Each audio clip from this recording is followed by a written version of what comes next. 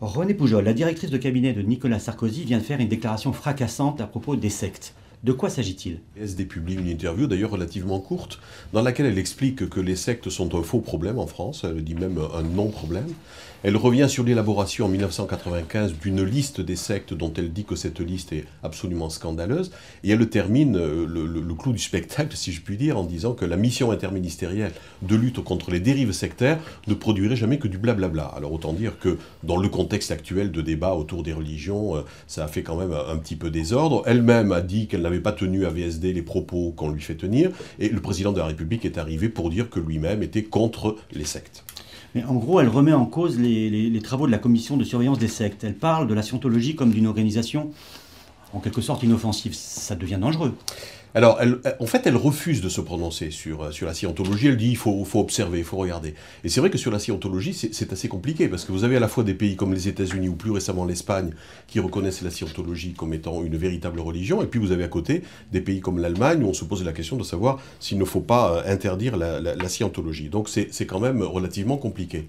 En ce qui concerne la mission interministérielle, elle en conteste l'efficacité, mais sans avoir le temps dans cette interview de rentrer dans le détail.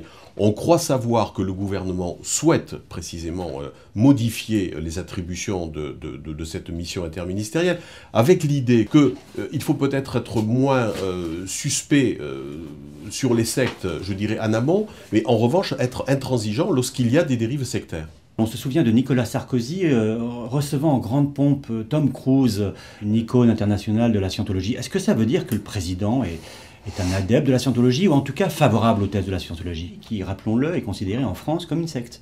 Écoutez, j'en sais rien, moi je suis incapable de me prononcer là-dessus. Ce qui veut que ça avait choqué un petit peu l'opinion, parce qu'il avait été reçu, souvenez-vous, il était ministre des Finances à l'époque, quasiment comme un chef d'État. Je crois que la pensée profonde du président de la République est de considérer, on le disait tout à l'heure, qu'il ne faut pas a priori jeter la suspicion sur tout nouveau mouvement qui se crée. Et d'ailleurs, il n'est pas le seul à avoir cette opinion. On sait que les églises protestantes, par exemple, sont très réticentes lorsqu'on parle de sectes concernant les communautés évangéliques. Et de même les catholiques, lorsqu'on parle des nouvelles communautés, ils n'aiment pas non plus qu'on emploie le terme sectaire.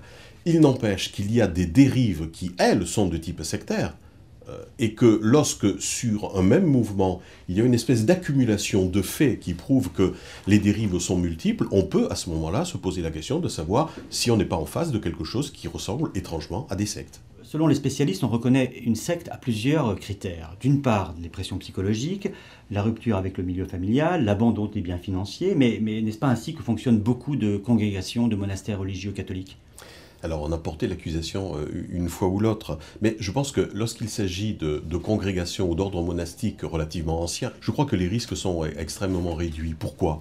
Parce que ce sont des ordres monastiques où l'on procède à un certain discernement dans le recrutement, ou discernement également dans l'élection des responsables. Par ailleurs, on sait que tout moine ou toute moniale a la possibilité, quels que soient les vœux qu'il a fait, un jour de se retirer et de quitter le monastère si c'est son intention.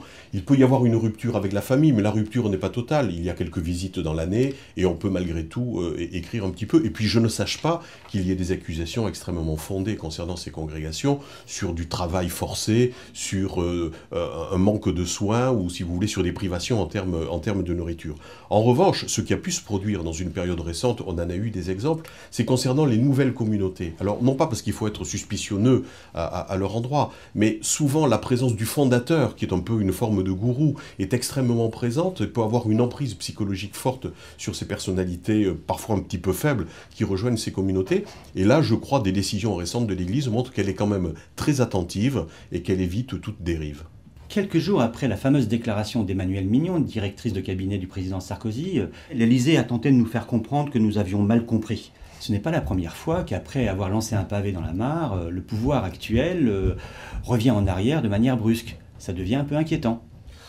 Je ne sais pas si ça devient inquiétant, mais en tout cas, ça devient, c'est vrai, relativement gênant. On se souvient, nous l'avons évoqué la semaine dernière dans l'éditorial, le fameux dîner du CRIF où le président avait lancé l'idée généreuse de faire parrainer finalement tout enfant juif mort dans la Shoah par un petit Français, et où on a vu les proches du président de la République faire machine arrière. Si on remonte un petit peu plus en arrière, on se souvient de ce discours à Saint-Jean-de-Latran, qui était un discours assez remarquable au demeurant, mais avec la petite phrase pour le moins maladroite, expliquant que la morale de l'instituteur ne vaudrait jamais celle du prêtre. Alors, on a eu beau nous expliquer là aussi à l'Élysée que le président avait été mal compris, il suffit de reprendre le texte pour voir que c'était parfaitement explicite et que c'est bien cela qu'il a dit.